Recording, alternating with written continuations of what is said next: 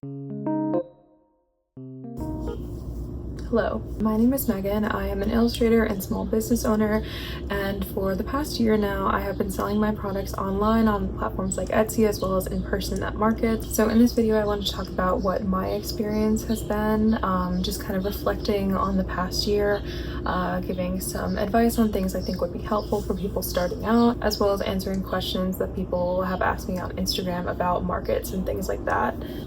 I also have some notes here. So one of the first questions that I got asked was, what is the application process like?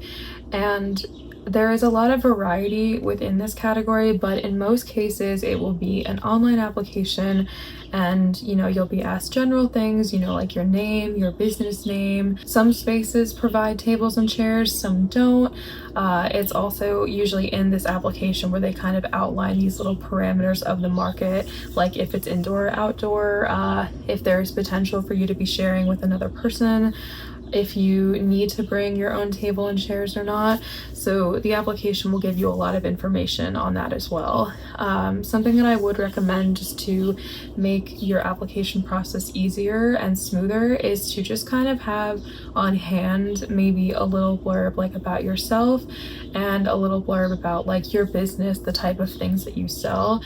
Like both things don't always come up, but pretty much in every case, whenever I've applied for something, they do ask, tell us a little bit about your business. Like, what do you sell? Like, what are you inspired by?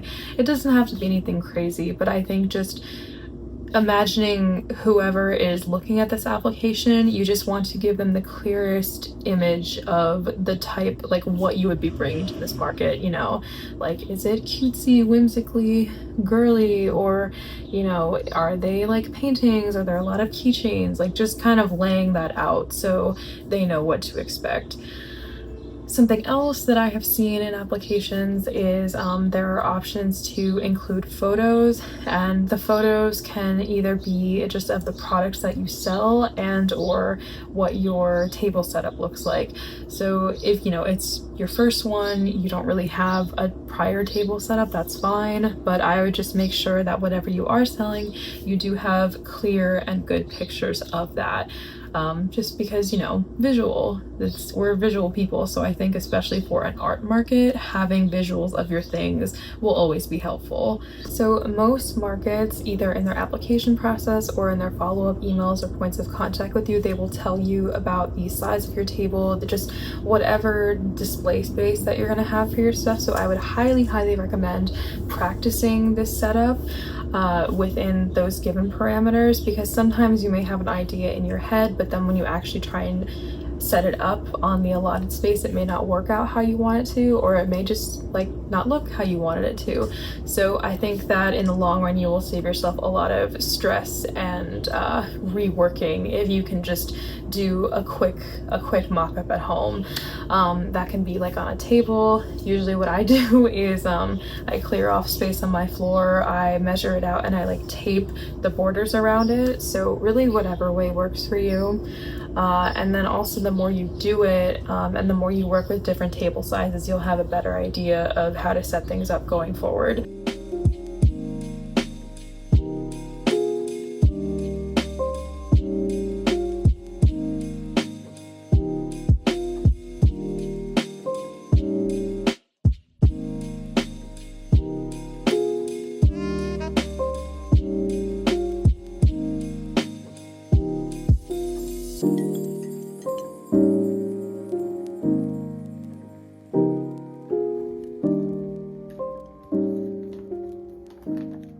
So another question that I got asked was, what is the cost difference between my first market versus the markets that I do now? So definitely the startup cost for your first one will probably be a little bit more, just because you probably don't have a lot of this stuff, so you have to get it all for the first time. The big cost factor of my first market was just acquiring the products that I was going to be selling. When I first started out, I was largely outsourcing my products, so I ordered a bunch of stickers, a bunch of prints. A lot of those things I still have, so yeah, I haven't really had to re-up on prints or anything like that, but so that upfront cost was definitely added to the first market costs as well. So just keep that in mind. So like for my first market, I not including the products themselves, I bought a tablecloth, some bamboo stands, which I think are actually supposed to be like dish racks. So yeah, the tablecloth, bamboo stands, as well as these clear display clips, which can be helpful for putting up your signage or prices, things like that, without being too like visually distracting from your items, because that is the focus that you want. Something else is that I also made my sign at home. I will link some videos below of how you can do this with foam core, but I feel like this is like a pretty user-friendly and also not much of an investment, which is good, because at least for me, when I was first starting out, I didn't really have like a logo or anything like that down. So if I had gone and spent the money on something more personalized, like a table runner or something, it would just be kind of useless now. So yeah, starting out, you definitely do not need to have every single thing together. Just prioritizing visibility and height. Something else that I've noticed, one of the most important things, if you take nothing else away from this video, is that you do not need to drop a ton of money. You don't have to buy everything all at once. You don't have to buy the highest quality of everything. You can kind of start like pretty bare bones, honestly, and then kind of work your way up as you get more experience about what it is like to table in person at markets, and then also just more insight onto yourself as well, like the kind of art that you make, the kind of art that you like to sell. And then once you have that in mind, you can kind of cater your setup towards that. So it's like a bit of a flow type of thing, if that made sense. I feel like a good rule of thumb is to kind of acquire things gradually, especially if you're just starting out. You might not exactly know what you need. You might not be sure like the direction that your booth or table is going to go. You know, maybe you may end up leaning more towards prints, or maybe you may lean more towards stickers or keychains, or, you know, there's just a lot of variables. So I feel like a general good rule of thumb is when you're starting out, keep your costs pretty low.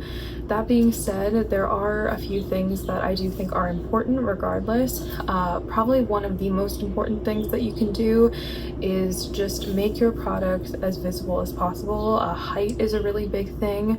So here's a picture of my first market setup, and here is a picture of my most current setup.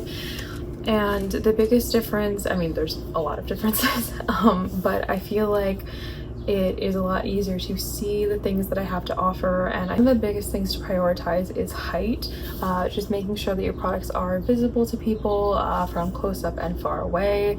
I feel like if you have all of your stuff just laying down flat on a table and someone is across the room, they may not be able to read what you have, compared to if you have stuff that's like up on a board. So also, I am still working on these things as well, but these are just things that I've noticed and things that I think would be helpful, so you can kind of cut out some of that like learning curve of starting out. Something else that I've noticed is that you want your prices to be pretty visible. A lot of times when people are at markets, not everybody, but some people are kind of shy, and if there are certain lingering questions like the prices of things or even what's what, they may be a little too nervous to ask and then just may not end up buying anything. So I think it's really important to have your prices clearly displayed, even if it's in multiple areas.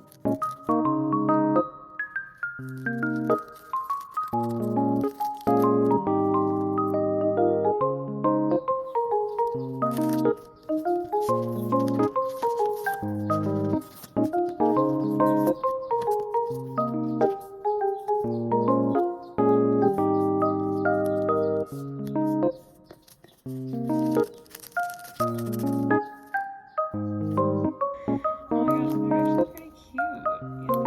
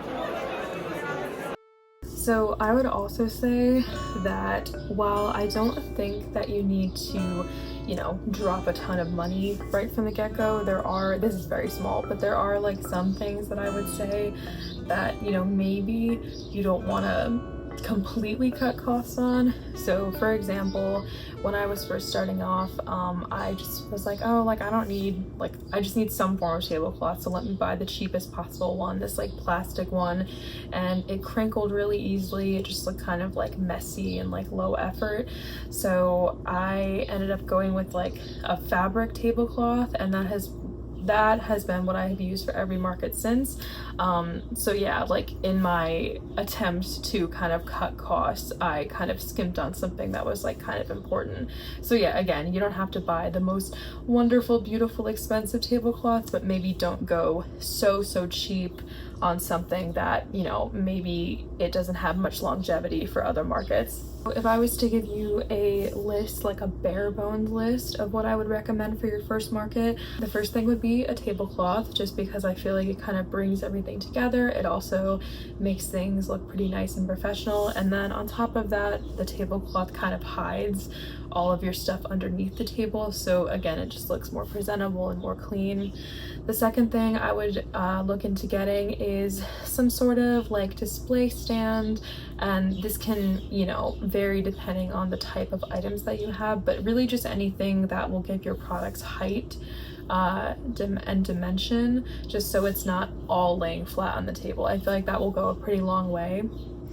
The next thing I would do is get some display clips, or just anything that you can clip like prices to, or just little pieces of info.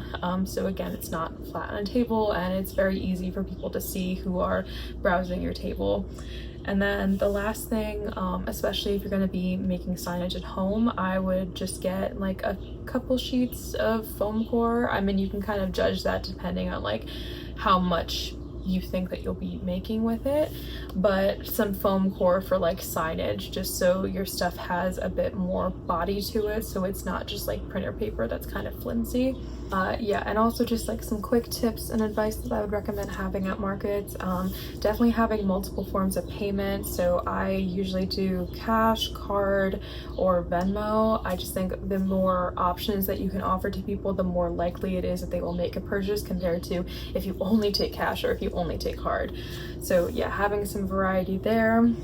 Definitely bring water, snacks. Sometimes, depending on the venue, they can provide these things, but I think just as a general rule, like please bring something for yourself to eat and drink. A lot of times markets can run long, and especially if you don't have anyone you know coming through, you are kind of at your table most of the time. So I think just being prepared in that sense and having some food and drink with you.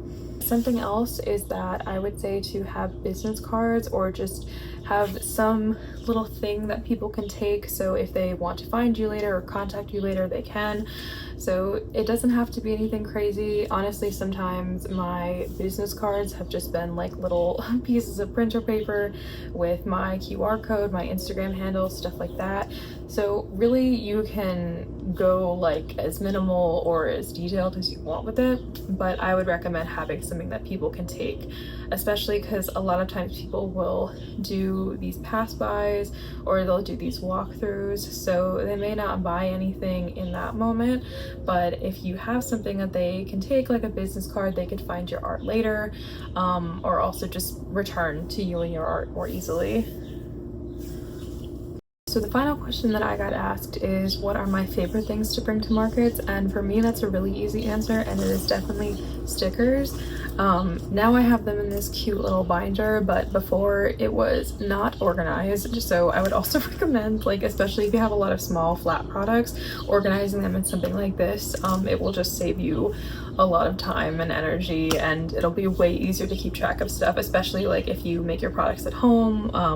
It's just easier to see if you're like running low on something. But anyway, so I feel like stickers are some of the best things to bring, because number one, they're not very heavy, they don't really take up that much space, and secondly, what I found is at pretty much every single market that I have done, interacting with other artists, meeting new people, sticker trades are really big. So a lot of times during the market or towards the end of the market, a lot of vendors will kind of walk around, pop in, see what everybody else's displays and setup looks like.